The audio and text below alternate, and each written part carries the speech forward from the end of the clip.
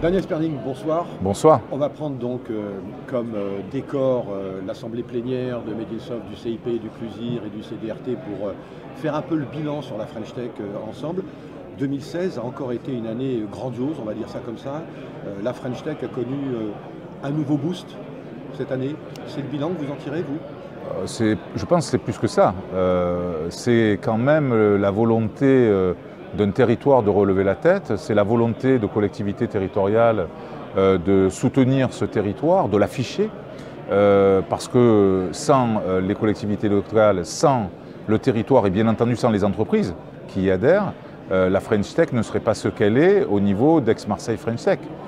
Et je crois que grâce bien entendu à l'opérateur que nous avons décidé de choisir, à savoir Medinsoft, et en l'occurrence son directeur général Stéphane Soto, je peux dire que c'est une belle réussite. Le grand opening, plus de quasiment 1500 personnes. Oui. Nous avons eu un grand nombre de sujets sur lesquels chaque fois la French Tech a réussi à démontrer tout son savoir-faire, à la fois pour coordonner les startups, pour identifier aussi un certain nombre de sujets, comme les French Tech qui pourront se développer de façon segmentée. Demain, nous aurons une capacité via la région de soutenir ces dossiers de French Tech thématiques. Donc là, il y a une véritable utilité, à la fois pour dynamiser le territoire, on le disait tout à l'heure, pas loin de 8 milliards de chiffre d'affaires, un grand nombre de personnes concernées par le numérique. On est quasiment sur le deuxième secteur d'employabilité aujourd'hui. Donc l'idée, c'est de développer aussi l'éducation, la formation liée au numérique. C'est d'accueillir des grandes écoles du numérique, bien entendu. Aujourd'hui, on a Webforce 3 sur le territoire. On a un grand nombre de sujets à développer à travers l'éducation.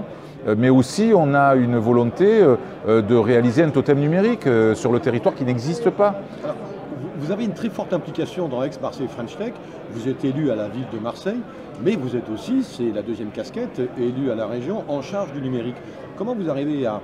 quelle est la perception en fait que la région peut avoir justement vis-à-vis du territoire Aix-Marseille French Tech ?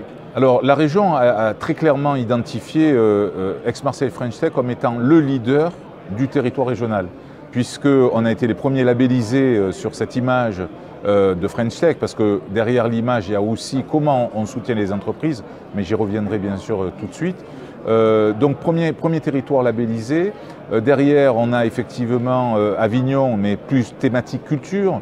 On a Toulon et on a aussi bien sûr les Alpes-Maritimes. Mais aujourd'hui, clairement, le territoire qui est porteur de tous ces sujets-là, c'est le territoire d'Aix-Marseille. Et la région a d'ailleurs décidé, puisque nous avons fait une réunion récemment, que nous nous réunirons régulièrement, quasiment tous les 2 mois, avec l'ensemble des French Tech, pour nous coordonner et pour faire en sorte que la région soutienne la totalité des French Tech régionales, donc 4 d'entre elles, bien entendu, pour soutenir l'emploi et bien entendu les startups qui en font partie. Quelle vision vous avez de la French Tech au-delà des élections présidentielles qui vont avoir lieu dans 6-7 mois ? On n'en a pas beaucoup parlé de cette French Tech dans les primaires. Est-ce qu'il y a de quoi s'inquiéter ? Alors, on n'a pas parlé du tout du numérique, parce que c'est un des aspects, bien entendu, qui pour moi, en termes d'économie et d'emploi, est majeur.